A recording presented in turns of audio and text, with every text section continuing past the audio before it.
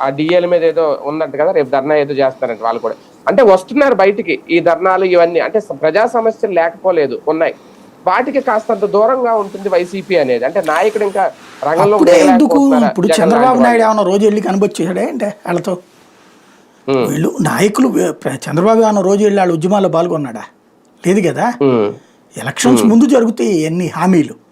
ఇప్పుడు వెళ్ళి వైసీపీ అవును. ఏం చెప్పాలి?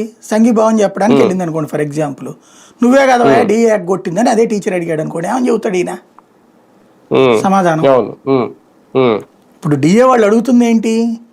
జగన్ హయాంలో పెండింగ్లో ఉన్న డిఏలు ఇవ్వమని. వీళ్ళు వెళ్ళి ఏమని అవును. చెప్పొస్తారు అక్కడికి వెళ్ళి? మేము ఉమ్, ఇవ్వలేదులే చంద్రబాబుని ఇవ్వండి అని చెప్పి అడుగుతారా?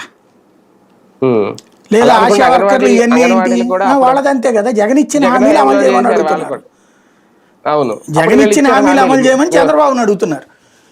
ఇప్పుడు ఉమ్, వీళ్ళు వెళ్ళి లేదులే చంద్రబాబు ఇస్తాడు అనుకున్నాం మేము అని చెప్తారా? ఉమ్, మళ్ళీ ఉమ్, మాకు అధికారంలోకి వస్తే చేస్తామన్నాడు జగన్. అవును. ఉమ్, అధికారంలోకి రాలేదు, చేయలేదు. ఉమ్, అవన్నీ ఉమ్, నడుస్తాయి, ఉద్యమాలన్నీ నడుస్తాయి. ఇవన్నీ ఈ లోపుగా వీళ్ళు ఇచ్చిన హామీలు వీళ్ళు దాంట్లో ఇప్పుడున్న ప్రభుత్వం అమలు చేస్తుందా లేదా ఇవన్నీ చూస్తారు. అవన్నీ ఉమ్, ఇప్పట్లో పెద్ద అవును. ఇష్యూస్ ఏం కాదు, అవన్నీ ఎలక్షన్కి ముందు ఇష్యూస్ అంతే.